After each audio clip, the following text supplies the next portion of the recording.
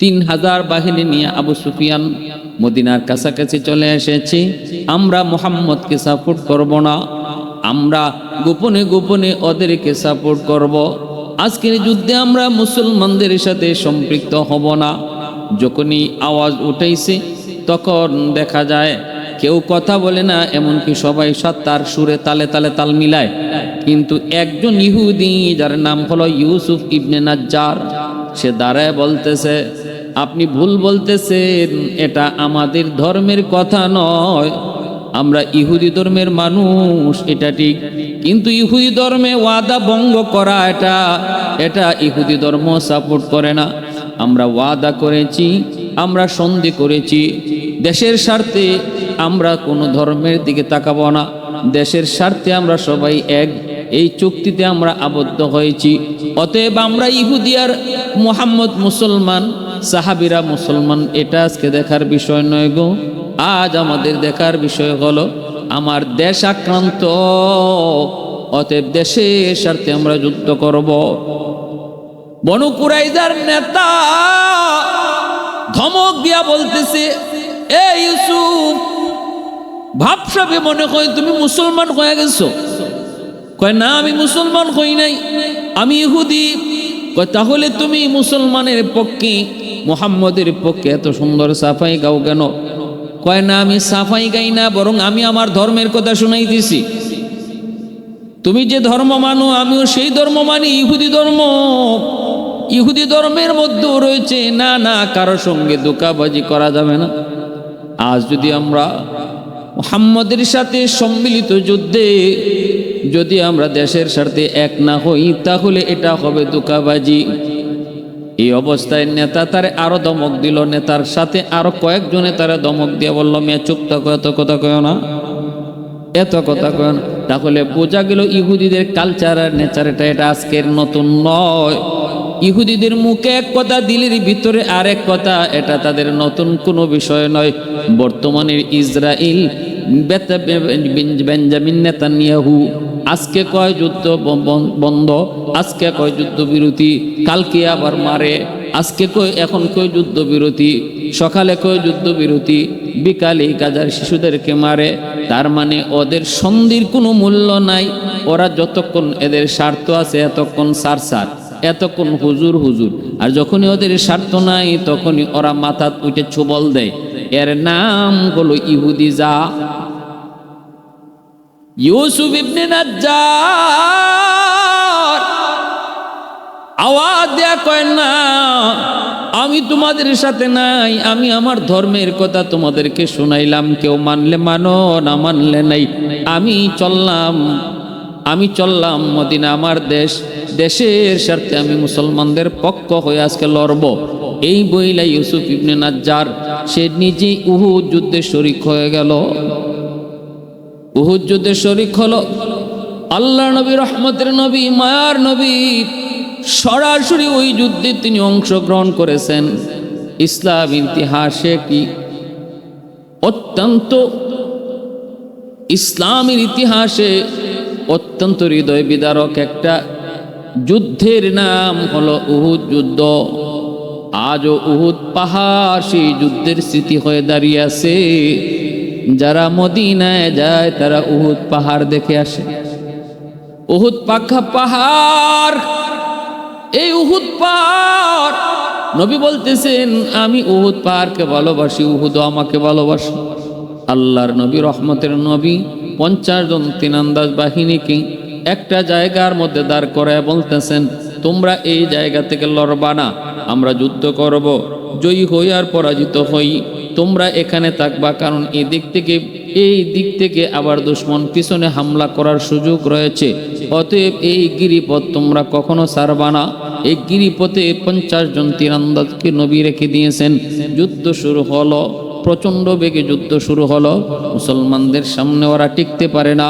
ইউসুফ ইবনে নাজ্জার সেও যুদ্ধ চালাচ্ছে, মুসলমানদের পক্ষে সে যুদ্ধ করতেছে, অথচ সে একজন ইহুদি, যুদ্ধ চালায় যাইতেছে। দুশ্মনের কল্লা কাটা হলো, সবগুলি দুশ্মন তারা পরাজিত হইতেছে, দুশ্মন ভাগতেছে, কচু কাটা হলাক করা হলো। মাত্র 1000 সৈন্য লইয়া, তার মধ্যে আবার নবীজির 1000 থেকে 300 জন মুনাফিক চলে গেছিল, রইছিল মাত্র 700 জন। 700 জন মুজাহিদ লইয়া আল্লাহর নবী 3000-এর সাথে যুদ্ধ করলেন। 3000 দুশমন বাগতেছে। আবু সুফিয়ানের নেতৃত্ব এখানেই প্রায় খতম হওয়ার পথে। ওই দিনও আবু সুফিয়ান তিনি টেনশনে পড়ছিলেন, এটা কেমন এক বাহিনী গো, আসলাম 3000 লইয়া কিন্তু পারি না 700-র সামনেও। অতএব মনে হয় ইসলাম ধর্ম সত্য, মনে হয় মোহাম্মদ আল্লাহর রসুল, এমন কিছু কিছু মনের ভাব আবু সুফিয়ানের তখনই তৈরি হয়েছিল। হেদায়েতের নূর তার অন্তরে আস্তে আস্তে বীজের দানা বনতেছিল। আল্লাহর নবী সাহাবায়ে কেরাম হামলা করেন, দুশমন টিকতে পারে না, সবগুলি দুশমন ছড়ায় ছিটায় ভাগতেছে। এই অবস্থায় ভাগতে লাগলো, এমনকি তারা তাদের তাবু পর্যন্ত ছেড়ে তারা ভাগতেছে। তখন তাবুর ভিতরে যে সামান ছিল, গনিমতের মাল ছিল, ওই গনিমতের মাল মুসলমানরা ঢুকানো শুরু করলেন। 50 জন তীরান্দাজ গিরিপথে যারা ছিল তারা তাকায় দেখে মুসলমানরা গনিমতের মাল খুঁজতেছে আর দুশমন ভাগতেছে। তখনই 50 জনের ভিতরে কিছু লোভ আইলো, আমরা এখানে এখন আর দাঁড়ায় দাঁড়ায় কি দেখি, আমরাও যে গনিমতের মাল সংগ্রহ করি। মুসলমানরা তো জয়লাভ করেই ফেলেছে। নবীজি বলছেন যতক্ষণ আমরা বিজয়ী না হই। কিন্তু সেনাপতি আমির যিনি ছিলেন তিনি বলতেছেন না, সাবধান, আল্লাহ নবী কথা কখনো বলেন নাই আমরা বিজয় হওয়ার আগ পর্যন্ত তোমরা থাকবা। নবী বলেছেন আমরা জয়লাভ করি আর পরাজিত হই, তোমরা এই জায়গা কখনো ছাড়বা না। কিন্তু না, সবাই আমিরের কথাকে তারা মানলো না। তারা কয় না, এখন এখানে থাকা অনর্থক, এখানে থাকার কোনো দরকার নাই। মুসলমানরা তো জয়লাভ করেই ফেলেছে, এখন গনিমতের মাল সংগ্রহ করি। লোভ ভিতরে চলে আসলো। তারা আমির সাহেবকে রেখেই চলে আসছে। আমির সাহেবের সাথে রয়েছে মাত্র আরো 7 জন না 8 জন, 10 জনের মতো লোক তারা বাকি রয়েছেন। বাকি 40 জন তারা গিরিপথ ছেড়ে চলে এসেছে। এইদিকে আবু সুফিয়ানের নেতৃত্বে যারা এসেছিল যুদ্ধ করতে, পরাজিত হয়ে তারা যখন ভাগে ওই বাহিনীতে খালিদ বিন ওয়ালিদ, পরবর্তীতে যিনি মুসলমান হয়েছেন উপাধি হয়েছে সাইফুল্লাহ, উহুদের যুদ্ধে তিনি ছিলেন মুসলমানদের বিরুদ্ধে, আল্লাহ নবীর বিপক্ষে। এমনকি আবু জাহেলের সন্তান ইকরামা রাদিয়াল্লাহু তাআলা আনহু, ইনিও বদর যুদ্ধে মুসলমানদের বিপক্ষে।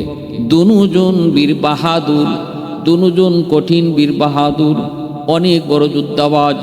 খালিদ বিন ওয়ালিদ তাকে যখন দেখলেন গিরিপথের ওই পথে, সরু রাস্তা যেটা পিছন দিকে গিরিপথ, ওখানে 50 জন তীরান্দাজ দেখা যায় না, মাত্র কয়েকজন দাঁড়াই রয়েছে। খালিদ বিন ওয়ালিদ সাথে সাথে সিদ্ধান্ত নিয়ে নিলেন, একটা বাহিনী লইয়া চলো আমরা পিছন দিক থেকে মুসলমানকে হামলা করি। যেই 10 জন দাঁড়ায় আছে এদেরকে আমরা তীর মেরে ফেলবো, এরা টিকতে পারবে না। যেমন কথা তেমন কাজ। খালিদ বিন ওয়ালিদ চালায় দিলেন, ঘোড়া চালায় দিলেন। মুহূর্তের ভিতরে এই 10 জনকে তারা শহীদ করে ফেলেছে। পিছন দিক থেকে মুসলমানদেরকে হামলা করেছে। মুসলমান তো তাদেরকে ভাগাইতেছে, পিছন থেকে খালিদ বিন ওয়ালিদের বাহিনী মুসলমানদেরকে হামলা করেছে। যেই মাত্র পিছনের সামনে দুদিকে দুশমন, মাঝখানে মুসলমান, অবস্থা বড় বেগতিক। যারা ভাগতেছিল দুশমন, এরাও আবার রুখে দাঁড়াইছে। মাঝখানে মুসলমান কচুকাটা হওয়া শুরু হলো। কে কারে মারতেছে খবর নাই। ওই অবস্থাটাতেও ইউসুফ ইবনে নাজ্জার ইহুদি হইয়াও ওই অবস্থায় অনেক মুসলমানরাও এই জান বাঁচায় পালাইছে। কিন্তু ইহুদি হয়েও ইউসুফ ইবনে নাজ্জার সেই কঠিন মুহূর্তেও তিনি জান বাঁচাইয়া পালান নাই, বরং নিজে যুদ্ধ করে তিনি মারা গেছেন। এখানেই তিনি জীবন দিছেন, দেশের জন্য জীবন দিছেন। অন্তরে ঈমান ছিল না, আমাদের দৃষ্টিতে এসে তিনি ইহুদি অবস্থায় মারা গেছেন। বাকিটা আল্লাহ জানেন মৌতের আগে তিনি কোন হালতে ছিলেন। তবে আমরা দেখতেছি জীবনটা পর্যন্ত দিল। অনেকে ইহুদের ময়দান থেকে পালাইছে, ইহুদি হয়েও ইউসুফ ইবনে নাজ্জার তিনি পালান নাই। যুদ্ধ করে করে শেষ নিষ্ঠা ত্যাগ করেছেন। আল্লাহ নবী রহমতের নবী দুনিয়ায় নাই। এই ঘটনা, এই আওয়াজটা রটাই দিল। শয়তানের দল, মুসলমানরা দিশেহারা হয়ে পড়ছে। তারপরে আল্লাহ পাক রব্বুল আলামিনের পক্ষ থেকে সাহায্য। আল্লাহ নবী রহমতের নবীকে উহুদ পাহাড় ডাক দিয়ে বলতেছে, নবী গো, আমার মাঝে আপনি আশ্রয় নেন, আমার ভিতরে আপনি লুকায় পড়েন। নবীজিকে উহুদ পাহাড় আল্লাহ নবীকে লুকায় রাখলো।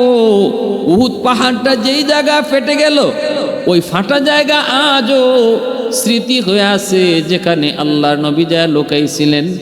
নিচ থেকে বোঝা যায় না এখানে একজন মানুষ লুকানো আছে। এটা আগে থেকেই ফাটা ছিল না গো। মায়ার নবীকে লুকায় রাখার জন্য উহুদ পাহাড় নিজে ওই সময়ে ফাটল সৃষ্টি হয়েছিল। দিনে যায় উহুদ পাহাড় দেখতে যায় তারা, ওই গর্তের ভিতরে ঢুকে, ওই ফাটলটার ভিতরে ঢুকে। এখানে একজন মানুষ অনায়াসে লুকাইতে পারে, টের পাওয়া যায় না।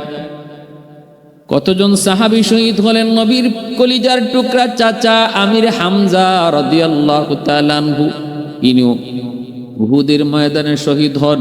উহুদের ময়দানে শহীদ হন। উহুদের ময়দানে শহীদ হন। বাইরা বন্ধুরা জন্য বলতেছিলাম, একজন ইহুদি হইয়া ইউসুফ ইবনে নাজ্জার উহুদের ময়দানে শুধুমাত্র আল্লাহর নবীর সাথে চুক্তি করা, এই চুক্তি লঙ্ঘন হবে, এজন্য চুক্তি রক্ষার স্বার্থে যুদ্ধে শরীক হয় এবং শেষ নিঃশ্বাস ত্যাগ করা পর্যন্ত যুদ্ধ চালায় যায়। মায়ার নবী, দয়ার নবী, আল্লাহ নবীর কাছে ইহুদিরা নিজেদের মামলা লইয়া নবীজির কাছে আসতো, নবী বিচার করে দিতেন। সব ইহুদি যে খারাপ ছিল এমন না গো।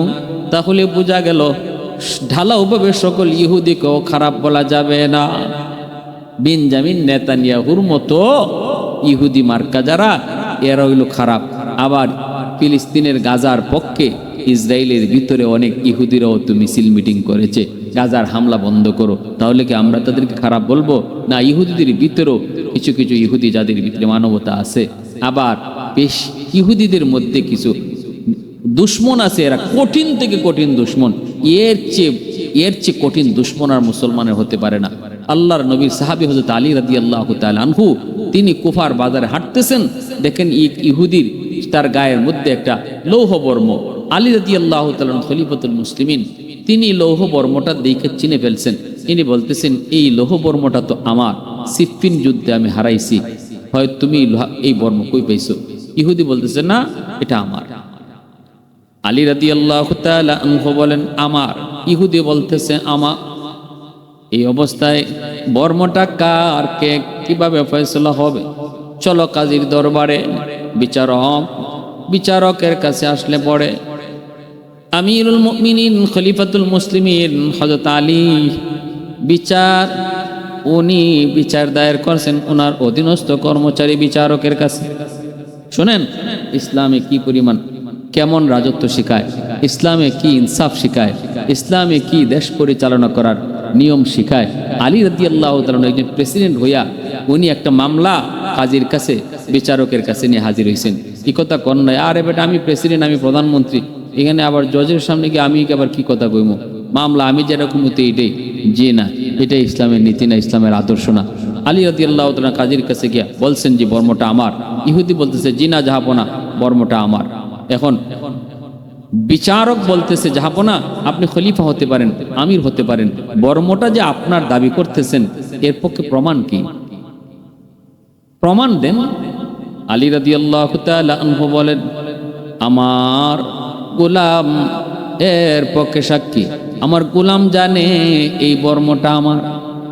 কাজী সাহেব কয়, আমিরুল মুমিনিন মাপ চাই, মাপ চাই, মাপ চাই। কখনো গোলামের সাক্ষী গ্রহণযোগ্য নয়, অন্য কোন সাক্ষী থাকলে আনেন। আলী রাদিয়াল্লাহু তাআলা আনহু বলেন, এই বর্মটা যে আমার, এর পক্ষে সাক্ষী হলো আমার সন্তান হাসান হুসাইন।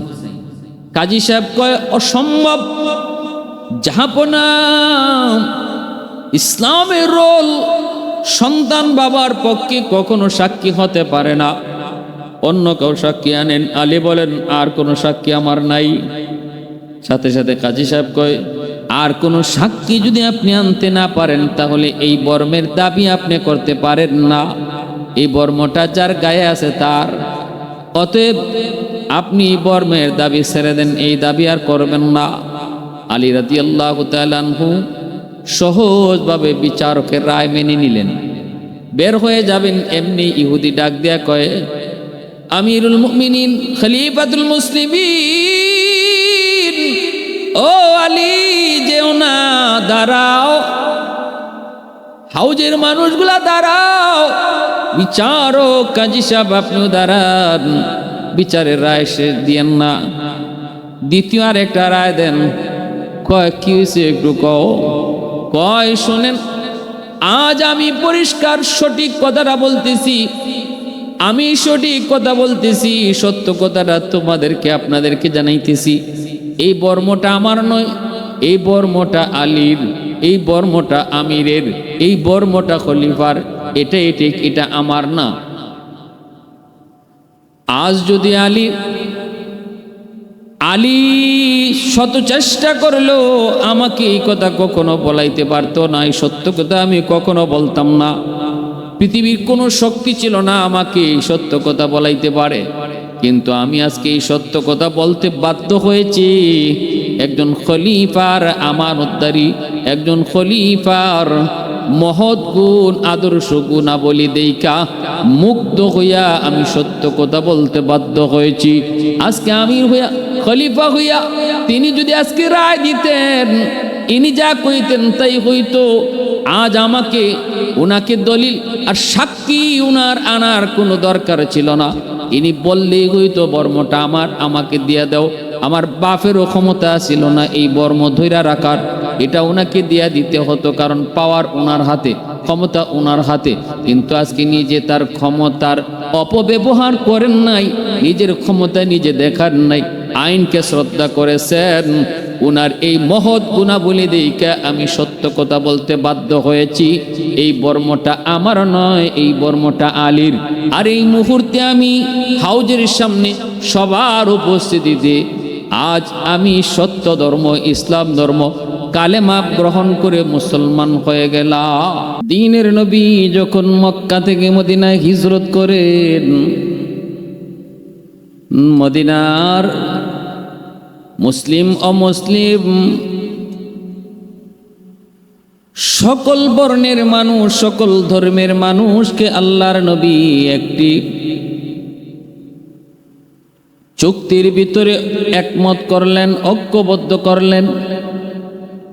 মদিনায় নবীজি যখন হিজরত করেন, মদিনার উল্লেখযোগ্য দুইটি আল্লাযীনা আশরাকু, আল্লাহ পাক বলেন, বন্ধু মানুষের ভিতর থেকে যেই মানুষগুলাকে তুমি সবচেয়ে বেশি দুশমন হিসাবে পাবে, এক নাম্বার হলো ইহুদি, দুই নাম্বার হলো যারা মুশরিক, যারা শিরিক করে। এই ইহুদি আর মুশরিক জাতিকে তুমি মুসলমানদের ব্যাপারে সবচেয়ে বেশি দুশমন পাবে, কঠিন থেকে কঠিন দুশমনী তাদের অন্তরে থাকবে। ঘোষণা দিয়েছেন কে? আল্লাহ পাক এই কথাটা সাফ সাফ জানায় দিয়েছেন। অতএব ইহুদিরা, এরা কখনো মুসলমানের সাথে আন্তরিকতা, বন্ধুত্ব যদি দেখায়, বুঝবেন এর পিছনে কোনো উদ্দেশ্য আছে। কারণ ইহুদি কখনো মুসলমানের আপন হতে পারে না, কখনো ওরা মুসলমানের ভালো চায় না, মঙ্গল চায় না। ইহুদিরা যে মুসলমানের কঠিন থেকে কঠিন দুশমন, এই কথাটা আল্লাহ সাফ সাফ জানিয়ে দিয়েছেন। লাতাজিদান্না আশাদ্দান নাসি আদাওয়াতাল লিল্লাযীনা আমানুল ইয়াহুদ। আল্লাহ ইহুদির কথা আগে কইছেন, দুই দলের কথা কইছেন যে দুই দল মুসলমানের ঘোর দুশমন। এর ভিতরে প্রথম দলই আল্লাহ বলেছেন ইহুদিরা, দ্বিতীয় বলেছেন মুশরিকরা। আমার ভাইরা, বন্ধুরা, যুবক, আল্লাহর নবী, রহমতের নবী যখন মদিনায় হিজরত করে তিনি আসলেন, মদিনা রাষ্ট্রনায়ক নবীজি ইসলামের হুকুমত চালু করলেন। সকল ধর্মের মানুষকে নবী যার যার ধর্ম পালনের সুযোগ সুবিধা দিলেন। ইহুদিরা ইহুদি ধর্ম পালন করবে, কোনো বাধা দেওয়া হবে না, কখনো কেউ কারো উপরে চাপ দিবে না, কারণ ইসলাম কখনো চাপাচাপি করে মুসলমান বানায় না। লা ইকরাহা ফিদ্দীন, আল্লাহ পরিষ্কার বলেছেন ইসলাম ধর্মের ব্যাপারে কোনো বাড়াবাড়ি নেই। জোর করে মুসলমান বানানোর ঘোষণা আল্লাহ দেয় নাই, আল্লাহ পাক অনুমতিও দেয় নাই। জোর করে মুসলমান বানানো যায় না। ইসলাম এবং মুসলমান কাউকে বানাইতে জোরাজুরি নাই, বরং ইসলাম ধর্মের আদর্শ হলো, ইসলামের আদর্শ আর সুমহান চরিত্র দেখে অন্তর থেকে যারা ইসলাম গ্রহণ করবে এর নাম হলো মুসলমানি। জোর জবরদস্তি নেই। আল্লাহ নবী, দ্বীনের নবী মদিনায় হিজরত করেন। মক্কার আপন মানুষগুলি আমার আপনার নবীকে তারা জন্মভূমিতে থাকতে দেয় নাই রে যুবক। নবীর জন্মভূমিতে কারা থাকতে নবীকে দিল না? কয় আপন মানুষগুলা নবীকে জন্মভূমিতে থাকতে দিল না। মনে বড় ব্যথা, বড় কষ্ট নিয়ে আল্লাহর নবী মদিনায় হিজরত করলেন। মদিনার মানুষ নবীকে সুস্বাগতম জানাইল। আউস এবং খাজরাজ বড় বড় দুই গোত্রের মানুষ, অধিকাংশ মানুষ তারা কালেমা পড়ে মুসলমান হলো। এরা ছিল মূর্তি পূজারী। কিন্তু উল্লেখযোগ্য কয়েকটা ইহুদি গোষ্ঠী ছিল, বনু কুরাইজা, বনু নজির, বনু কাইনুকা। এরা হলো ইহুদি গোত্র। ইহুদিরা নবীজির আগমন মদিনায় হয়েছে এটা ভালো চোখে নেয় নাই। এমনকি আল্লাহর নবী, দ্বীনের নবী, মায়ার নবী, মদিনার রাষ্ট্র ক্ষমতা তিনি নিয়েছেন, এই বিষয়টাও তারা ভালো চোখে মেনে নিতে পারে নাই। আল্লাহর নবী মদিনার সনদে যে স্বাক্ষর করাইছেন, এই স্বাক্ষরটাও তারা উপরে উপরে করছে, মন থেকে তারা মেনে নিতে পারে নাই। আল্লাহর নবী কত সুন্দরভাবে মদিনা রাষ্ট্র পরিচালনা করতেছেন মদিনার সনদ দিয়া। নবী জানাই দিয়েছেন দেশের স্বার্থে আমাদের ধর্মের পরিচয় বড় নয়, দেশের স্বার্থে আমরা সবাই এক। দেশের স্বার্থে দুশ্মনের দ্বারা যদি আমার দেশ আক্রান্ত হয়, তখন কে ইহুদি, কে খ্রিস্টান, কে মুসলমান, এই জিনিসটা তখন দেখব না। আমরা দেশের জন্য সবাই এক হয়ে যুদ্ধ করব। এই মদিনার সনদে এই কথার মধ্যে ইহুদিরাও স্বাক্ষর করেছে, মুসলমানরা তো স্বাক্ষর করেছে, মুসলিম অমুসলিম সবাই এই কথার মধ্যে স্বাক্ষর করেছে। আল্লাহর নবী, রহমতের নবী, মায়ার নবীর উপর যখন মক্কার আবু সুফিয়ানের নেতৃত্বে ৩য় হিজরিতে মদিনায় হামলা হয়, উহুদ যুদ্ধ যখন শুরু হবে, আল্লাহর নবী, সাহাবায়ে কেরাম রাদিয়াল্লাহু তাআলা আনহুম তাদেরকে নিয়ে নবীজি উহুদের যুদ্ধে তিনি বের হয়েছেন মাত্র ১,০০০, দুশ্মন হলো ৩,০০০।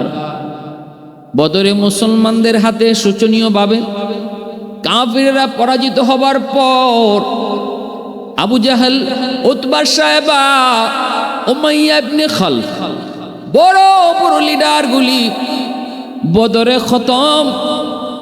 এরপরেই মক্কার কাফিরদের লিডারে গ্রহণ করে আবু সুফিয়ানের হাতে নেতৃত্ব আসে। আবু সুফিয়ান সংঘবদ্ধ হন, মক্কার মানুষগুলাকে সংঘবদ্ধ করেন, শক্তিশালী করেন বদরের বদলা নেওয়ার জন্য। উহুদের ময়দানে আবু সুফিয়ানের নেতৃত্বে তারা মদিনায় হামলা করবে। এই আবু সুফিয়ান রাদিয়াল্লাহু তাআলা আনহু, ওনার সম্পর্কেও বেশি কিছু বলা যাবে না। যদিও জীবন ভর তিনি ইসলামের দুশমনি করেছেন, নবীর সাথে দুশমনি করেছেন, কিন্তু ফতে মক্কার দিন কালেমা পড়ে মুসলমান হয়ে যাওয়ায় নবী সাহাবী হয়ে গেছেন। এমনকি আল্লাহর নবীর সাথে তার আত্মীয়তার সম্পর্ক আছে। নবীজি তার কলিজার টুকরা মেয়ে উম্মে হাবিবা রাদিয়াল্লাহু তাআলা আনহাকে বিয়ে করেছেন। এজন্য নবীজি আবু সুফিয়ানের জামাতা, আর নবীজির শ্বশুর হলেন আবু সুফিয়ান।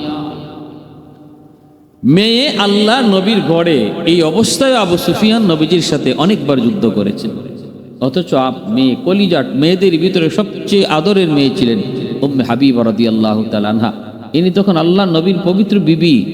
তা সত্ত্বেও আবু সুফিয়ান নবীজির সাথে কঠিন থেকে কঠিন দুশ্মনী রেখেছেন, কিন্তু হেদায়েত আল্লাহ তো রাখছে কপালে।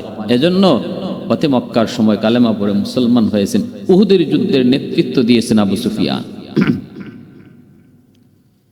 আবু সুফিয়ান যখন মদিনায় হামলা করেন, তখন মদিনার ভিতর যে ইহুদিরা ছিল, এই ইহুদিদের মধ্যে বনু কুরাইজা গোত্রের এক ইহুদি লিডার, সে তার দলদেরকে বলতেছে, আমরা তো চুক্তি করেছি মুহাম্মদের সাথে, এটা শুধু সাময়িক জানমালের জন্য, জানমাল রক্ষা পাওয়ার জন্য, কিন্তু সুযোগ বুঝে আমরা চুক্তি মানি না, চুক্তি আমরা মানব না। এখন সুযোগ এসেছে চুক্তি ভঙ্গ করার। মদিনায় হামলা হয়েছে, মুহাম্মদ এবং তার সাহাবীদেরকে আমরা মন থেকে গ্রহণ করতে পারি নাই, চুক্তি মুক্তি কিছু বুঝি না, কোন আমরা আমাদের স্বার্থ আছে, স্বার্থ নাই, চুক্তিও বুঝি না। এই হলো ইহুদিদের নেচার, এই হলো ইহুদিদের কালচার। বনু কুরাইজার লিডার যখন এই আওয়াজ দিয়া বলতেছে, আজকে সুযোগ মদিনার মুসলমান এবং মুহাম্মদ তাদেরকে ধ্বংস করে দেওয়ার। 3000 বাহিনী নিয়ে আবু সুফিয়ান মদিনার কাছাকাছি চলে এসেছি। আমরা মুহাম্মদকে সাপোর্ট করব না, আমরা গোপনে গোপনে ওদেরকে সাপোর্ট করব। আজকের যুদ্ধে আমরা মুসলমানদের সাথে সম্পৃক্ত হব না। যখনই আওয়াজ উঠাইছে তখন দেখা যায় কেউ কথা বলে না, এমনকি সবাই তার সুরে তালে তালে তাল মিলায়। কিন্তু একজন ইহুদি, যার নাম হলো ইউসুফ ইবনে নাজ্জার, সে দাঁড়ায় বলতেছে, আপনি ভুল বলতেছেন, এটা আমাদের ধর্মের কথা নয়, আমরা ইহুদি ধর্মের মানুষ, এটা ঠিক, কিন্তু ইহুদি ধর্মে ওয়াদা ভঙ্গ করা এটা ইহুদি ধর্ম সাপোর্ট করে না। আমরা ওয়াদা করেছি, আমরা সন্ধি করেছি, দেশের স্বার্থে আমরা কোনো ধর্মের দিকে তাকাবো না, দেশের স্বার্থে আমরা সবাই এক, এই চুক্তিতে আমরা আবদ্ধ হয়েছি। অতএব আমরা ইহুদি আর মুহাম্মদ মুসলমান, সাহাবীরা মুসলমান, এটা আজকে দেখার বিষয় নয় গো। আজ আমাদের দেখার বিষয় হলো আমার দেশ আক্রান্ত, অতএব দেশের স্বার্থে আমরা যুদ্ধ করব। বনু কুরাইজার নেতা ধমক দিয়া বলতেছে, এ ইউসুফ, ভাবসাবে মনে হয় তুমি মুসলমান হয়ে গেছো। কয় না, আমি মুসলমান হই নাই, আমি ইহুদি। কয় তাহলে তুমি মুসলমানের পক্ষে, মুহাম্মদের পক্ষে এত সুন্দর সাফাই গাও কেন?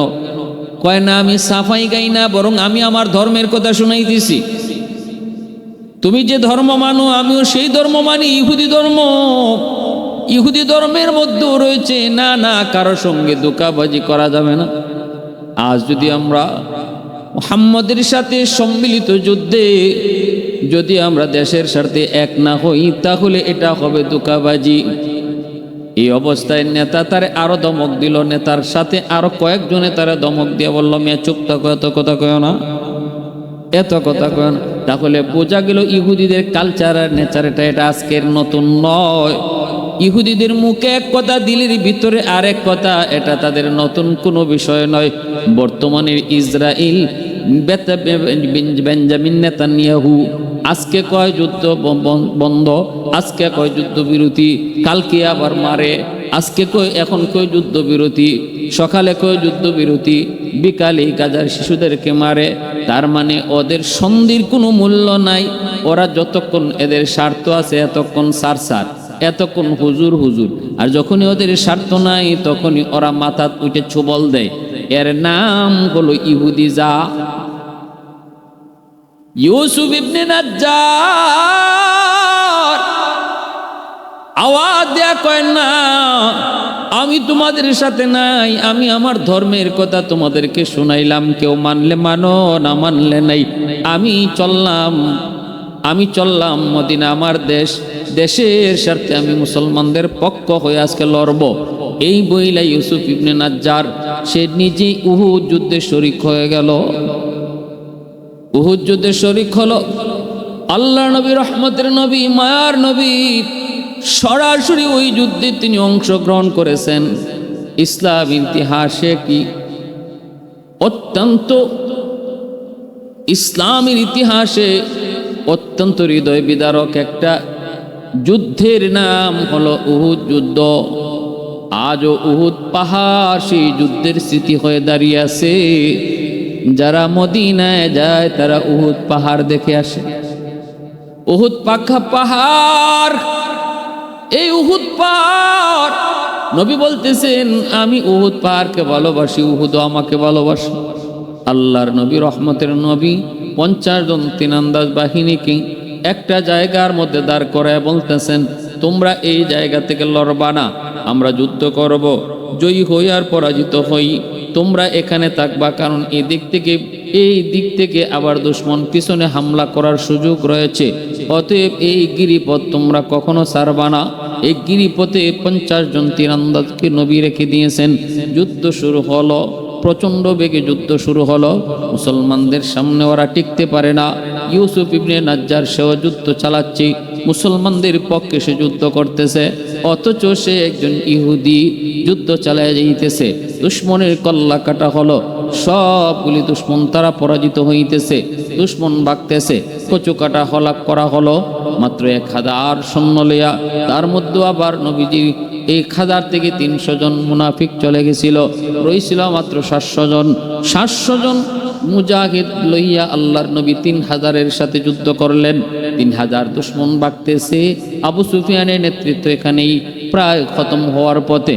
ওই দিনও আবু সুফিয়ান তিনি টেনশনে পড়ছিলেন, এটা কেমন এক বাহিনী গো, আসলাম 3000 লইয়া কিন্তু পারি না 700-র সামনেও। অতএব মনে হয় ইসলাম ধর্ম সত্য, মনে হয় মোহাম্মদ আল্লাহর রসুল, এমন কিছু কিছু মনের ভাব আবু সুফিয়ানের তখনই তৈরি হয়েছিল।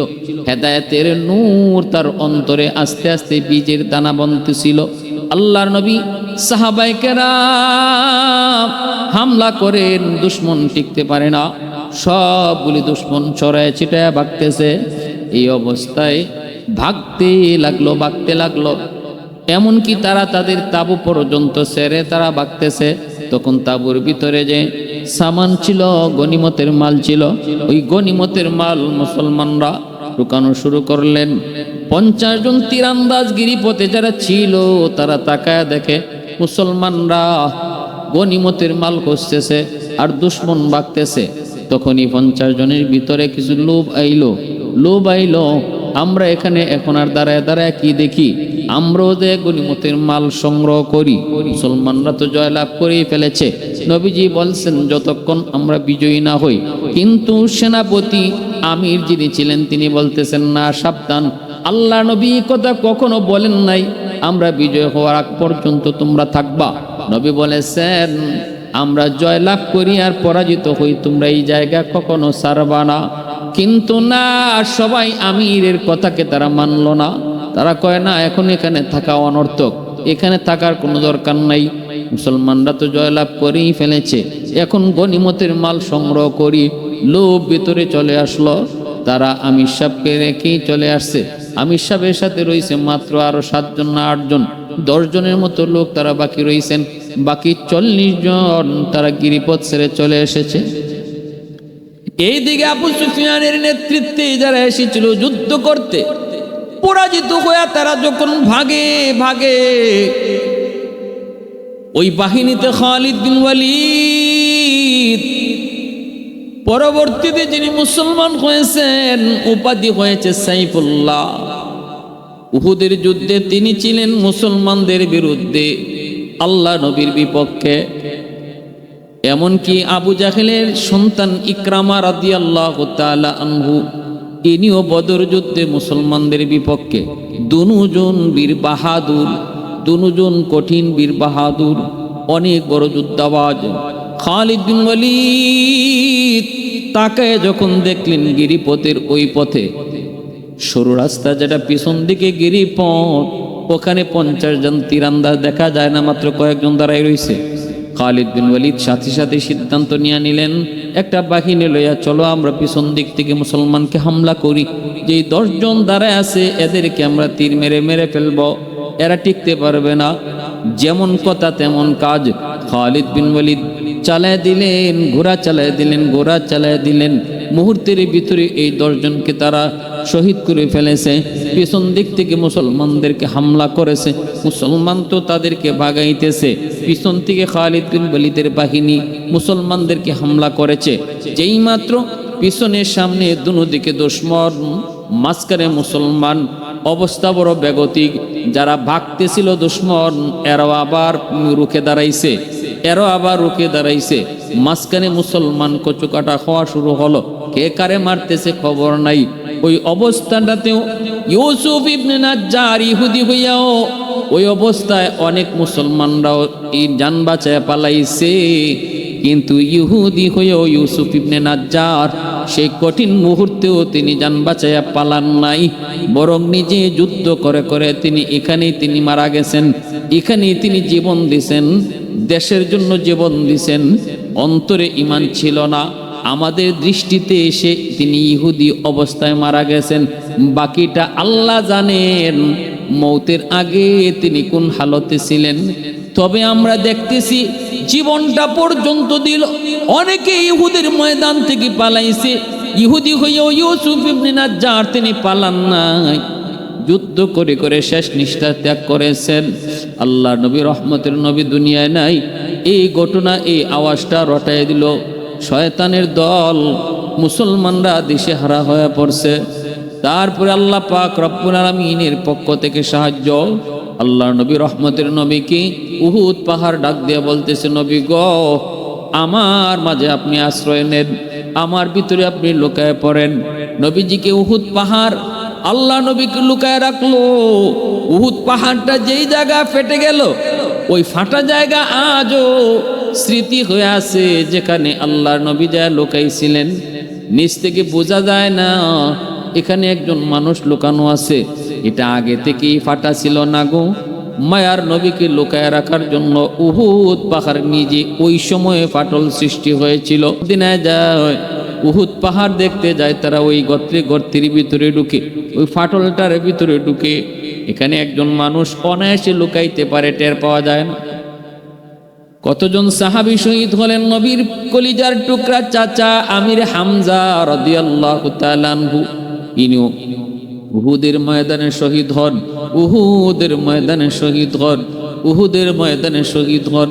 বাইরা বন্ধুরা জন্য বলতেছিলাম, একজন ইহুদি হইয়া ইউসুফ ইবনে নাজ্জার উহুদের ময়দানে শুধুমাত্র আল্লাহর নবীর সাথে চুক্তি করা, এই চুক্তি লঙ্ঘন হবে, এজন্য চুক্তি রক্ষার স্বার্থে যুদ্ধে শরীক হয় এবং শেষ নিঃশ্বাস ত্যাগ করা পর্যন্ত যুদ্ধ চালায়া যায়। মায়ার নবী, দয়ার নবী, আল্লাহ নবীর কাছে ইহুদিরা নিজেদের মামলা লইয়া নবীজির কাছে আসতো, নবী বিচার করে দিতেন। সব ইহুদি যে খারাপ ছিল এমন না গো। তাহলে বোঝা গেল ঢালাওভাবে সকল ইহুদিকেও খারাপ বলা যাবে না। বেঞ্জামিন নেতানিয়াহুর মতো ইহুদি মার্কা যারা, এরা হইল খারাপ।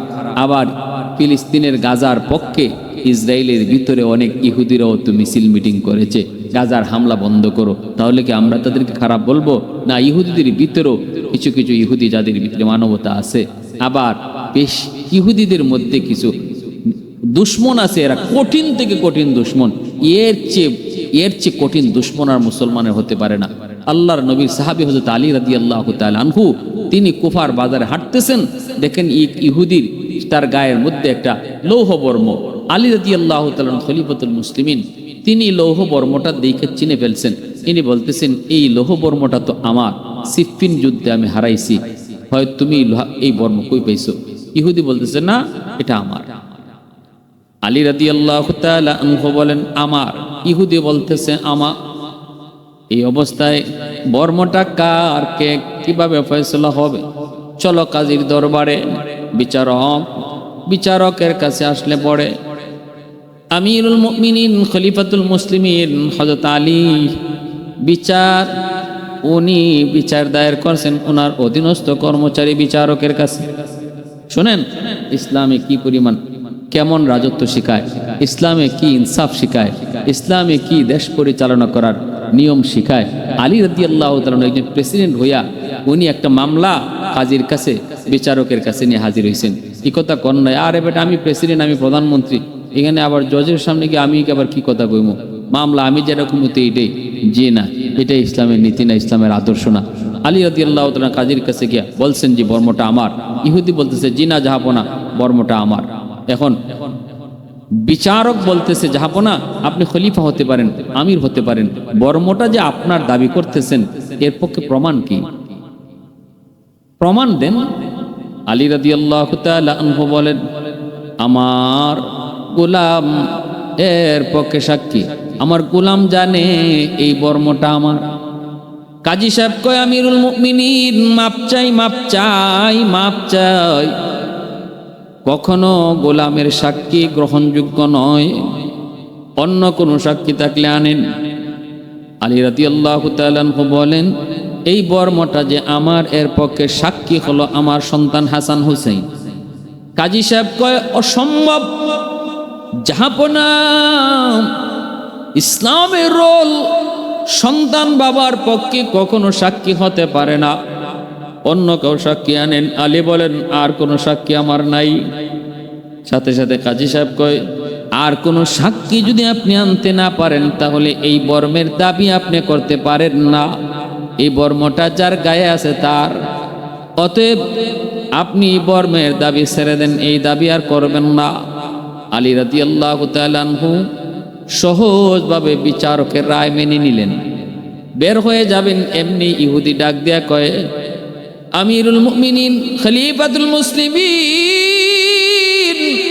ও আলী যেও না, দাঁড়াও, হাউজের মানুষগুলা দাঁড়াও, বিচারক কাজী সাহেব আপনিও দাঁড়ান, বিচারের রায় সে দিয়েন না, দ্বিতীয় আর একটা রায় দেন।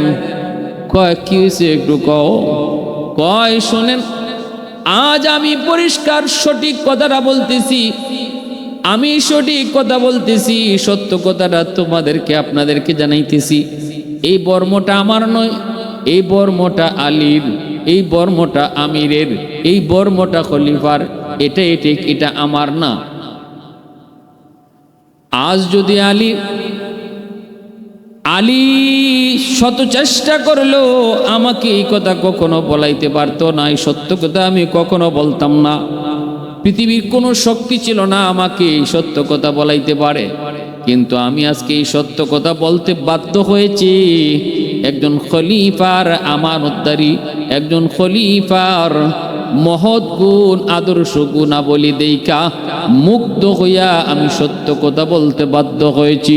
আজকে আমির হইয়া, খলিফা হইয়া তিনি যদি আজকে রায় দিতেন, ইনি যা কইতেন তাই হইতো। আজ আমাকে উনাকে দলিল আর সাক্ষী উনার আনার কোনো দরকার ছিল না, ইনি বললেই হইতো বর্মটা আমার, আমাকে দিয়া দাও। আমার বাপেরও ক্ষমতা ছিল না এই বর্ম ধইরা রাখার, এটা ওনাকে দিয়া দিতে হতো, কারণ পাওয়ার ওনার হাতে, ক্ষমতা ওনার হাতে। কিন্তু আজকে নিজে তার ক্ষমতার অপব্যবহার করেন নাই, নিজের ক্ষমতা নিজে দেখার নাই, আইনকে শ্রদ্ধা করেছেন। উনার এই মহৎ গুণাবলী দিকে আমি সত্য কথা বলতে বাধ্য হয়েছি। এই বর্মটা আমার নয়, এই বর্মটা আলীর। আর এই মুহূর্তে আমি হাউজের সামনে সবার উপস্থিতিতে আজ আমি সত্য ধর্ম, ইসলাম ধর্ম কালেমা গ্রহণ করে মুসলমান হয়ে গেলাম। हैदार तेरा नाम से इस्लाम रहेगा, हैदार तेरा नाम से इस्लाम रहेगा, दुनिया की शजाअत में तेरा नाम रहेगा, दुनिया की शजाअत में तेरा नाम रहेगा, मुआविया तेरा नाम से इस्लाम रहेगा, दुनिया की सियासत में तेरा नाम रहेगा, दुनिया की सियासत में तेरा नाम रहेगा। এজন্য বলতেছিলাম সততার উপরে শক্তি নেই, সকল শক্তি পরাজিত হয় সততার সামনে। পাওয়ার চিরদিন থাকে না, ক্ষমতা চিরদিন থাকে না, কিন্তু সততার পাওয়ার চিরকাল থাকে, সততার পাওয়ার চিরকাল থাকে। এজন্য কখনো ক্ষমতার অপব্যবহার না করি, ক্ষমতার অপব্যবহার না করি, পাওয়ার না দেখাই, বরং মানুষকে জয় করি মন দিয়ে, দিল দিয়া, ভালোবাসা দিয়া। ভালোবাসা দিয়া যেই যে জিনিস পাওয়া যায় ক্ষমতা দিয়ে সেটা পাওয়া যায় না। ক্ষমতা দিয়ে যেটা পাওয়া যায় এটা বেশি দিন টিকে না, আর ভালোবাসা দিয়ে যা পাওয়া যায় এটা চিরকাল থাকে। রূহের জগতে ছিলাম আমরা, রূহের জগৎ থেকে রওনা দিলাম মার গর্ভে, মার গর্ভ থেকে আসলাম দুনিয়ায়। দুনিয়া থেকে যাব কবরের জগৎ, সেইখান থেকে দাঁড়াবো হাসরের মাঠ। ওইখান থেকে ফয়সালা হবে ফুলসিরাত পাড়ি দিয়া জান্নাত। মাঝখানে বিপদের ঘাটি আছে না নাই? নেককারের জন্য পুরস্কার, আর বদকারের জন্য আমাদের সামনে বড় বিপদের ঘাটি, বড় কঠিন ঘাটি। আল্লাহ মানুক আর না মানুক, ইমানদার আর বেঈমান যাই হোক, আমলওয়ালা হোক আর বেআমল হোক, এমন কোনো মানুষ নাই যেই মানুষ এই চার ঘাটি পাড়ি দিবে না। আমাদের সামনে বিপদের ঘাটি হলো চারটা, এরপরে হলো শেষ ঠিকানা। এক নাম্বার বিপদের ঘাটি মৌতের ঘাটি, দুই নাম্বার বিপদের ঘাটি আলমে বরজখ কবরের ঘাটি, তিন নাম্বার বিপদের ঘাটি হাসরের মাঠ, চার নাম্বার বিপদের ঘাটি হলো ফুলসিরাত। চারটা ঘাটি পাড়ি দিয়া প্রত্যেকটা মানুষ তার গন্তব্যে পৌঁছবে, শেষ ঠিকানায় পৌঁছবে। তবে এই ঘাটিগুলো যে পাড়ি দিব আমরা, নেককারের জন্য পুরস্কার, শান্তি, আরাম, আর বদকারের জন্য আল্লাহ রেখেছেন শাস্তি, সাজা। মৌতের ঘাটিটা মুমিন বান্দাই শুধু পাড়ি দিবে না কাফেরও পাড়ি দিবে? নামাজিরা শুধু পাড়ি দিবে না বেনামাজিও পাড়ি দিবে? নেককার আর বদকার এই দুই শব্দ আমি কেন বললাম? নেক কাজ যদি একটা একটা করে সব বলতে যাই শেষ হবে না, বদ কাজও যদি বলতে থাকি শেষ হবে না। একটাই পরিচয় নেককার, আর একটা পরিচয় বদকার। নেককার বলা হয় যে নাকি ভালো কাজ করে, ভালো ভালো কাজ করে, সেই হইল নেককার। বদকার হলো বদ কাজ করে, খারাপ কাজ করে, সেই হইল বদকার। ভালো কাজ যত আছে দুনিয়ার জমিনে, সব চাইতে উত্তম এবং শ্রেষ্ঠ ভালো কাজ আল্লাহর হুকুম ফরজ ওয়াজিব পালন। আল্লাহর হুকুম ফরজ ওয়াজিব পালন করা সবচেয়ে ভালো কাজ। আমরা অনেক সময় কম দামা জিনিস আর বেশি দামা জিনিস সমানভাবে মাফি। বেশি দামা জিনিসটা কম দামে বিক্রি করে দিই, আর কম দামাটা বেশি দাম দিয়ে কিনি। এই হলো আমাদের হিসাবের বিপরীত। শবে বরাত আসলে 3 দিন আগের থেকেই কাপড় চোপড় ধুইয়া রেডি হয়ে থাকবো, মনে হইতেছে যুদ্ধে যাইব, যে প্রস্তুতি নেয়া। অথচ প্রতিদিন 5 ওয়াক্ত নামাজ ফরজ। কথা বুঝে আসছে? সারা রাত যদি শবে বরাতের রাতে নফল নামাজ কেউ পড়ল না, এশারের জামাত পড়ল, খানা খাইয়া বা ঘুমায় গেল, উঠে ফজর পড়ল, সারা রাত ঘুমে, তার আমল নামায় কোনো গুনাহ তো নাই। কিন্তু একজন মানুষ রাত্রে 2টা 2:30 পর্যন্ত নফল ইবাদত করলো, কইরা গিয়া ঘুম দিল। ঘুমানির সময় বিবি সাবরে কইয়া গেছে, সাবধান, তুমি তোমার হুরুত্তা লইয়া সকাল 10টার আগে আমার দ্বারকা হয় ইবাদত করেছি। ফজর যে গেল খবর আছে না, এই অনুশোচনায় চিন্তা আছে। তার হিসাব হইল 1টা পর্যন্ত নফল নামাজ যে পড়া মুখছি কয়েক বস্তা হয়েছে। এখন তো ফজর নইলে কি, অথচ সারা জিন্দিগি নফল নামাজ, 1 ওয়াক্ত ফরজ নামাজের মোকাবেলায় ফরজের পাল্লা ভারী হবে। মাপ জানি না, কম দামা জিনিস বেশি দাম দিয়ে কিনি, আর বেশি দামে দৌলত কম দামে বেশি। নেককার আর বদকার কেমনে চিনবেন, কেমনে জানবেন? নিজেরাই চিনতে হবে, নিজেরা বুঝতে হবে। 5 ওয়াক্ত নামাজ আল্লাহর হুকুম, 5 ওয়াক্ত নামাজ।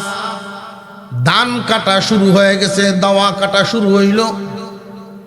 দেখবেন দান কাটার অজুহাতে, দাওয়া কাটার অজুহাতে অনেক মানুষ নামাজ তো সারেই রোজাও ছেড়ে দেয়। মাথা দিয়ে খুব আস্তে আস্তে লড়ে না, ওনারা আছে না নাই? ছেলে মেয়ে বড় হয়েছে, বালেক বালেগা, পরীক্ষা আসতেছে, মেট্রিক পরীক্ষা দিব, ডিম খাওয়ায়, দুধ খাওয়ায়, কয় খাম নাই, হুত রোজা ছেড়ে দেও। দিনটা বড় সরা পরীক্ষাইতেছে, ধরো দে। এই হিসাব নাই, বিধান টাকার হিসাব নাই। আল্লাহর হুকুম ফরজ বিধান, 5 ওয়াক্ত নামাজ দৈনিক, 1 মাস রোজা বছরে 1 বার। মুসলমান ইমানদার ভাইয়েরা আমার, যেই মানুষটা ফরজ ওয়াজিব ছাড়ে না, লোকটা কি বদকার না নেককার? পক্ষান্তরে হারাম কাজের দিকে আমরা একটু তাকাই। আল্লাহ নিষেধ করেছেন, এটা হারাম। মাকরু কোনটা, হারাম কোনটা, মাকরুয়ে তাহরিমি কোনটা, তানজি কোনটা, ওইটাও বুঝি না। লক্ষ্য করে দেখবেন, বড় বড় গুনাহ করি, আমাদের কাছে গুনাই মনে হয় না। নেককারকে বদকারকে এটা আগে বোঝা দরকার। যদি একজন মানুষ সারা রাত নফল নামাজ পড়ে, ফজরের নামাজ পড়লো না, আগেই না পড়ে ঘুমায় গেছে, উঠছে সকাল 10টায় 11টায়, ফজর হয়ে গেছে, ফৌত পড়তেই পারে নাই, কিন্তু সারা রাত নফল ইবাদত করছে। সাধারণ মানুষদের নজরে এই লোকটা হলো নেককার, সারা রাত ইবাদত গুজার। কিন্তু আল্লাহর নজরে ফজর যে চলে গেল, নেককারের কাতার থেকে নাম ছুটে গেল। বুঝে আসতেছে? পরীক্ষার হলে যে প্রশ্নপত্র দেওয়া হয়, কোন প্রশ্নের উত্তর দিতে পারলে কত নাম্বার পাওয়া যাবে, প্রায় প্রশ্নপত্রের পিছনে উল্লেখ করা থাকে। এই প্রশ্নের উত্তর দিলে 10 নম্বর, এটা 7টা যদি দাও 5 নম্বর, আরেকটা আছে 2 নম্বর। এক এক প্রশ্নের উত্তর নাম্বারের পরিমাণও বেশ কম আছে না নাই? ঠিক তেমনি শরীয়তের বিধিবিধান পালন করার ক্ষেত্রেও আল্লাহর আদেশ নিষেধ, কোনটার মান কত, কোনটা পালন করলে নেকির পরিমাণ কত, এটা আমরা বুঝি না। এই জন্য কম দাম দিয়া বেশি দামা জিনিস, আর বেশি দাম দিয়া কম দামা জিনিসের বেচা কেনা করি।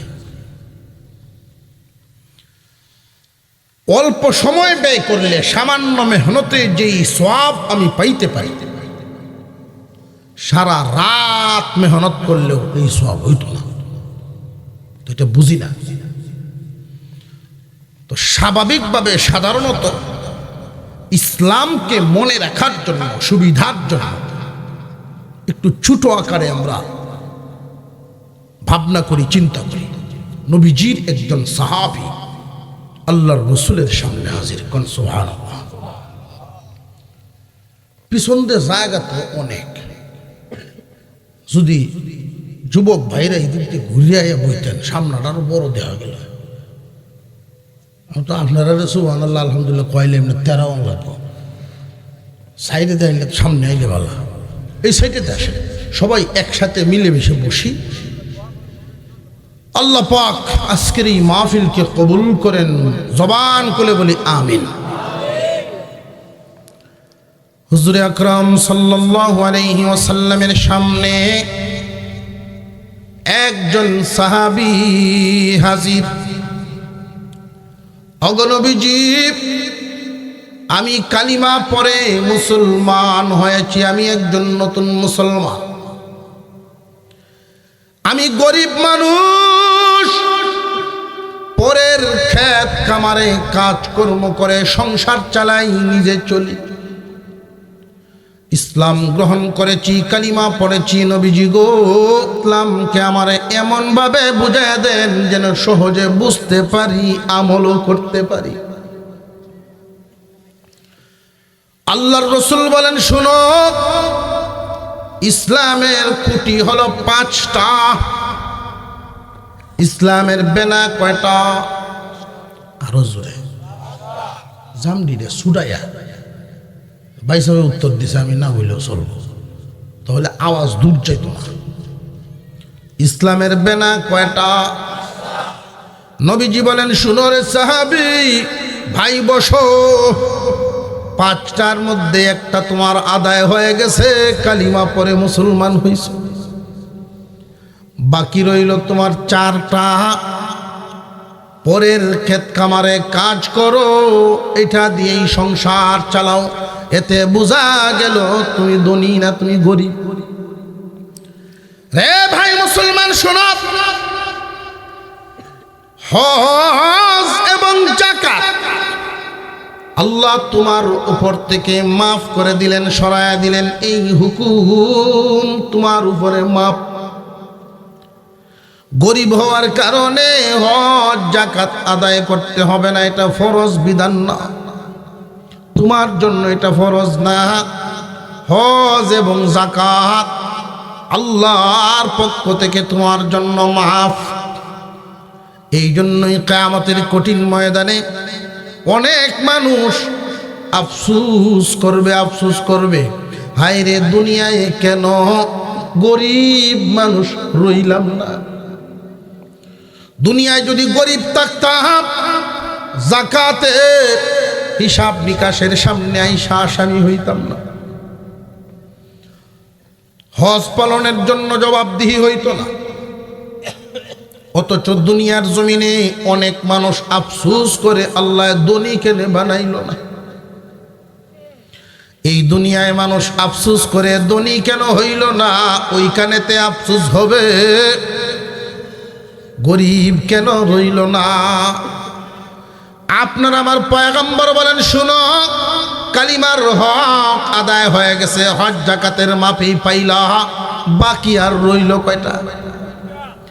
সাধারণ মুসলমান আল্লাহর নবী জিজ্ঞাসা করেন, শুনো রে ভাই, বছরে 1 মাস রোজা রাখতে পারবানি? নবীজির সাহাবী বলেন, বছরে 1 মাস রোজা ইনশাআল্লাহ পারব। তার কথার দ্বারায় নবীজি তাকায় রইলেন, সাহাবীর চেহারার দিকে তাকায় রইলেন, খুব স্বাচ্ছন্দ্যের সাথে আমল গ্রহণ করে নিলেন। 1 মাস রোজা রাখলেই বুঝি রোজার হক আদায়। 1 কোটি আমার 5টা কোটি ইসলামের 5টা বেনা। 1 নাম্বার কালিমা, কালিমা পরেই মুসলমান হলাম। শেষে হজ এবং যাকাত। গরিব হওয়ার কারণে আল্লাহর পক্ষ থেকে মাফ। বছরে 1 মাস রোজা, বছরে 1 মাস রোজা। আল্লাহর নবী বলেন শোনো, তাহলে তো ইসলাম মানা, নেককারের কাতারে নাম লেখানো, আল্লাহকে খুশি করে জান্নাতে যাওয়া তোমার জন্য বড় সহজ। বছরে 1 মাস রোজা রাখা আর দৈনিক 5 ওয়াক্ত নামাজ পড়া, দৈনিক 5 ওয়াক্ত নামাজ, বছরে 1 মাস রোজা, দৈনিক 5 ওয়াক্ত নামাজ, বছরে 1 মাস রোজা। আল্লাহর নবীর সাহাবী খুব মন থেকে গ্রহণ করলেন, আসানের সাথে ইসলামের মালা গলায় পরে বলেন, হুজুর ইসলাম বুঝি এত সহজ, জান্নাত বুঝি এত সহজ? হ্যাঁ, জান্নাত এতই সহজ। বছরে 1 মাস রোজা, দৈনিক 5 ওয়াক্ত নামাজ, দৈনিক 5 ওয়াক্ত নামাজ, বছরে 1 মাস রোজা। যারাই পালন করবে তারাই জান্নাতি। নবীজি সাহাবীর খুশি দেখে মিছিল দেয় যেমনে, সাহাবী বলা শুরু করলেন এমনে। বছরে 1 মাস রোজা, দৈনিক 5 ওয়াক্ত নামাজ, দৈনিক 5 ওয়াক্ত নামাজ, বছরে 1 মাস রোজা, আল্লাহ জান্নাত দিবেন, জান্নাত। নবীজি ডাক দিলেন, সাহাবীরা রে দেখো জান্নাতি মানুষ যায়, জান্নাতি মানুষ যায়। দেখো দৈনিক 5 ওয়াক্ত নামাজ। আমরা যত নেক কাজ করি, নেক কাজ, একটা হলো আল্লাহর আদেশ, আরেক প্রকার হলো আল্লাহর নিষেধ। আদেশগুলো ফরজ এবং ওয়াজিব, নিষেধগুলো হলো হারাম। আল্লাহ পাক রব্বুল আলামিন বান্দার প্রতি এই 2 ক্ষেত্রে যে খুশি হন, সিরিয়ালের দিক খেয়াল রাখবেন। আল্লাহ পাকের কোনো বান্দা ফরজ ওয়াজিব পালন করলো, হারাম থেকে বেঁচে রইল, ফরজ ওয়াজিব পালন করলো, হারাম কাজ থেকে বেঁচে রইল, অর্থাৎ ফরজ ওয়াজিব ছাড়ে না, হারাম কাজটা করে না। এই যদি হয় তার স্লোগান আর প্রচেষ্টা, ফরজ ওয়াজিব ছাড়বে না, হারাম কাজ করবে না, শয়তানের ধোঁকায় পরে যদি কখনো গঠিয়া যায়, এমন ভাবে তওবা করে আল্লাহকে খুশি না করে নিজে খুশি হয় না। আল্লাহ পাক রব্বুল আলামিন এই বান্দাদেরকে নেককারের কাতারে নাম উঠায়। এরা নেককার, আল্লাহর আদেশ মানে, নিষেধ থেকে নিজেরে বাঁচায় রাখে। তবে মুসলমান ইমানদার ভাইয়েরা আমার, ফরজ ওয়াজিব পালন করলে আল্লাহর আদেশ মানা হয়, হারাম কাজ ঘটে গেলে আল্লাহর নিষেধ অমান্য হয়। ফরজ ওয়াজিব পালন করা, হারাম থেকে বেঁচে থাকা, এই 2টার ক্ষেত্রে খেয়াল রাখবেন। একজন মানুষ যদি 5 ওয়াক্ত নামাজ পড়ে, ফরজ বিধান পালন করে, এর একটা মর্তবা, এর একটা মর্যাদা আল্লাহর পক্ষ থেকেই বান্দাকে দেওয়া হয়। তবে মনে রাখবেন, কোন বান্দা যদি হারাম থেকে নিজের নফসকে যুদ্ধ করে বাঁচাইতে পারে, তাহলে আল্লাহ যেই মর্তবা মর্যাদাটা দেন, পালন করার চাইতে বেঁচে থাকার বদলাটা অনেক ওজন হয়। বুঝাইতে পারছি কিনা বিষয়টা? আবারও বলি, ফরজ ওয়াজিব আল্লাহর আদেশ, হারাম কাজ আল্লাহর নিষেধ। আদেশ পালন করলেও আল্লাহ খুশি হন, নিষেধ থেকে বেঁচে থাকলেও তো আল্লাহ খুশি হন। আদেশগুলো পালন করলে আল্লাহর পক্ষ থেকে বান্দাকে বদলা দেন, নিষেধ থেকে বেঁচে থাকলেও আল্লাহর পক্ষ থেকে বান্দাকে বদলা দেন। তবে আদেশ পালন করার বদলা নিষেধ থেকে বেঁচে থাকার বদলা সমান না। নিষেধ থেকে বেঁচে থাকার বদলাটা একটা কথা বললেই অনুমান করতে পারবেন, আমার আপনার আল্লাহ বান্দার প্রতি কতটাই খুশি হন। সুযোগ আছে গুনাহ করবার পারে, কিন্তু আল্লাহর ভয়ে করে না। বন্ধু বান্ধবরা ডাকে আসো, সুযোগ যায়, গুনার কাজ করে ফেলি, সুযোগ যায়, বান্দায় তাকায়া দেখে এই যে কাজ, এটা আল্লাহর নিষেধ। বন্ধুরা নারাজ হয় কিন্তু আল্লাহকে নারাজ করে না। বিয়ে শাদী অনুষ্ঠানের মধ্যে অনেকেই অনিয়ম কার্যকলাপ করতে চায়, আত্মীয় স্বজন যুবক পোলাপান রাগ হয়। এই যুবকে বলেন, না তোমরা রাগ হও, আমি আল্লাহকে রাগ করাবো না। যেই বান্দা কোনো একটা অন্যায় হারাম থেকে, গুনার কাজ থেকে নিজেকে বাঁচাইয়া রাখতে পারে, শুনেন মুসলমান, আল্লাহর সৃষ্টি জগতে যত মাখলুক আল্লাহ বানাইছেন, সৃষ্টি জগতের মাখলুক সম পরিমাণ নেকি তার আমল নামায় দেওয়া হয়। অন্যায় থেকে নিজেকে বাঁচায়া রাখা, যারা নিজেকে বাঁচায়া রাখতে পারে, আদেশগুলো পালন করতে পারে, তার নামটাই নেককারের কাতারে। বিপদের ঘাটি কয়টা সামনে? চারটা। মৌতের গাঠিতেও নেককারের জন্য আসান। কেমন আসান? যে তার যে মরণটা হবে, বেলুনের গিরা করলে যে হালত করে বাতাস বেরিয়ে গেল, এর চেয়েও আসানে নেককারের মরণ হবে। কবরের জগৎ 2 নম্বর গাঠি। একটা ঘুম দিব, ইসরাফিলের সিঙ্গার আওয়াজ পাইব, চোখ কচলাতে কচলাতে উঠবে, আর বলতে থাকবে কাঁচা ঘুম ভেঙে গেল। ওনার কাছে মনে হবে ফজরের 2 রাকাত সুন্নত পড়লে লাগে যতক্ষণ, উনি ঘুমাইছেন এতক্ষণ। আর একটু জোরে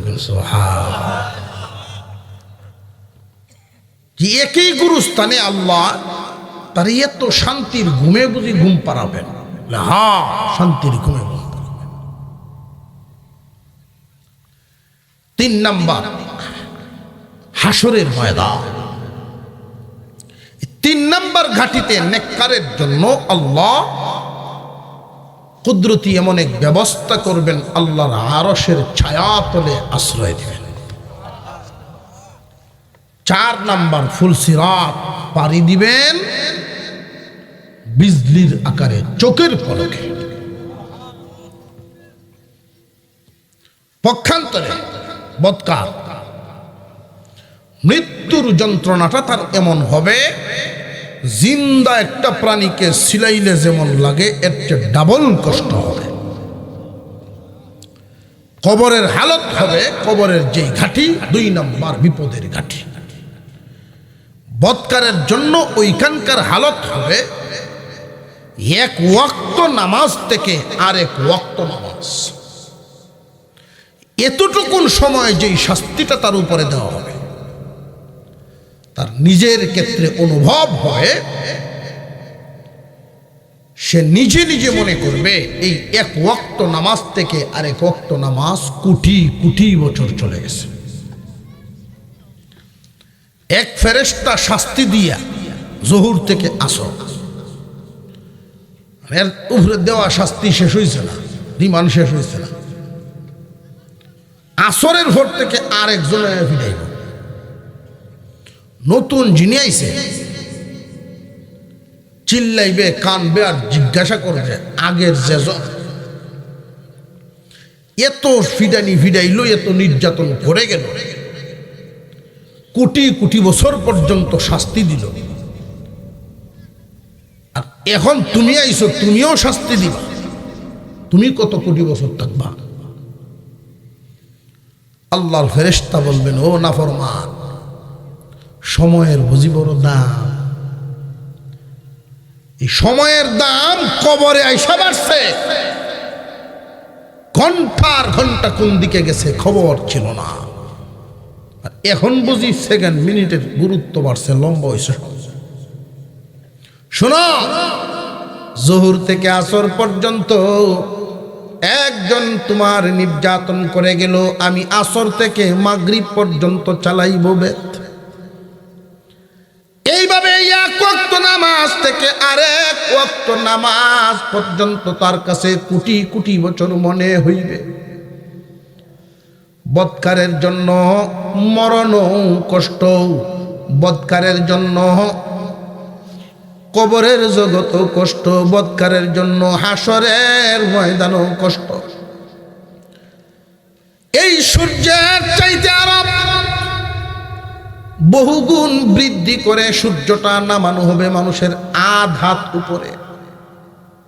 মগজ গলে গলে পড়তে থাকবে, মগজ গলে গলে পড়তে থাকবে, হায় হায় করতে থাকবে মানুষ। এত নির্যাতন, এত নিপীড়ন তৈরি হবে।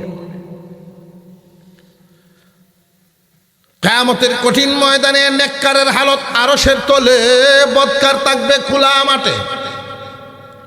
ফুলসিরাত পাড়ি দেওয়ার ক্ষেত্রে গিয়া নেককার যাবে বিজলির আকারে, বদকার কেটে পড়ে যাবে। চারটা কাঠি। নেককারকে বদকারকে কার সাজা কি হালত। ফরজ ওয়াজিব ছাড়ে না, হারাম কাজটা করে না।